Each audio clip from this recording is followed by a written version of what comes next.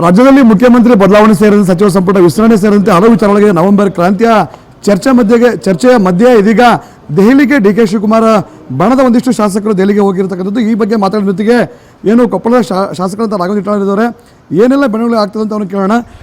ಈಗ ಒಂದು ಕಡೆ ನವೆಂಬರ್ ಕ್ರಾಂತಿ ಇಲ್ಲ ಅನ್ನೋ ಮಾತನ್ನು ನಾಯಕರು ಹೇಳ್ತಾ ಇದ್ದಾರೆ.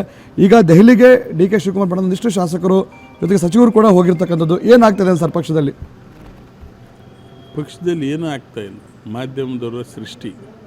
ಇವತ್ತು ಉಪಮುಖ್ಯಮಂತ್ರಿಗಳು, ಮುಖ್ಯಮಂತ್ರಿಗಳು, ಎಲ್ಲ ಶಾಸಕರು ಒಗ್ಗಟ್ಟಾಗಿದ್ದಾರೆ. ನಾನು ನಿನ್ನೆ ಟಿ ವಿ ಮಾಧ್ಯಮಗಳಿಂದ ನೋಡ್ತಾ ಇದ್ದೀನಿ.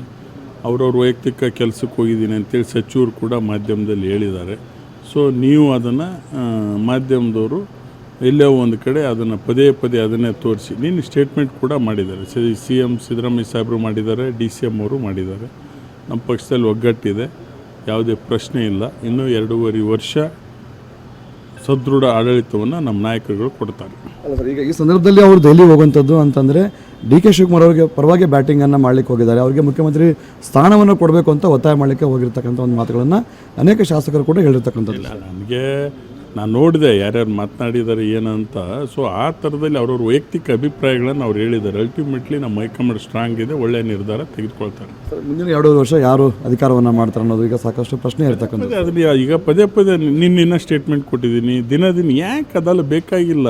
ಈಗೇನು ಸರ್ಕಾರ ಉತ್ತಮವಾಗಿ ನಡೆಸ್ತಾ ಇದ್ದಾರೆ. ಇನ್ನೂ ಉತ್ತಮವಾಗಿ ಪಂಚ ಗ್ಯಾರಂಟಿ ಯೋಜನೆ ಇನ್ನೂ 2.5 ವರ್ಷ ಜನರಿಗೆ ಕೊಡ್ತಾರೆ. ಇನ್ನು ಮುಂದೆ ಕೂಡ ನಮ್ಮದೇ ಸರ್ಕಾರ ಬರ್ತದೆ. ಶಾಸಕರು ದೆಹಲಿ ಪ್ರವಾಸದಿಂದ ಮುಖ್ಯಮಂತ್ರಿ ಬದಲಾವಣೆ ಅಂತ ಯಾವುದೇ ಚರ್ಚೆಗಳು ಮಾಡ್ಲಿಕ್ಕೆ ಹೋಗಿಲ್ಲ ಅಂತ ನನಗಂತೂ ಮಾಹಿತಿ ಇಲ್ಲ. ನಿಮ್ಮ ಮಾಧ್ಯಮದವರು ಕೇಳಿ ಹೇಳ್ಬೇಕು. ನನಗಂತೂ ಯಾವುದೇ ಮಾಹಿತಿ ಇಲ್ಲ. ತಾವು ಸಿದ್ದರಾಮಯ್ಯ ಅವರ ಆಪ್ತ ಶಾಸಕರಲ್ಲೇ ಪ್ರಮುಖವಾಗಿ ಗುರುಸ್ಕೊಂಡಂತಾರೆ ಸರ್. ತಾವು ಸಿದ್ದರಾಮಯ್ಯ ಅವ್ರ ಜೊತೆಗೇ ಇರ್ತೀರಂತ.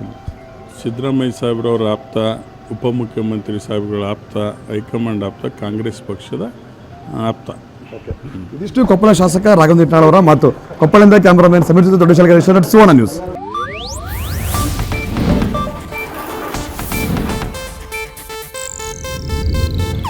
ಇದು ಏಷ್ಯಾನೆಟ್ ನ್ಯೂಸ್ ನೆಟ್ವರ್ಕ್ ಪ್ರಸ್ತುತಿ.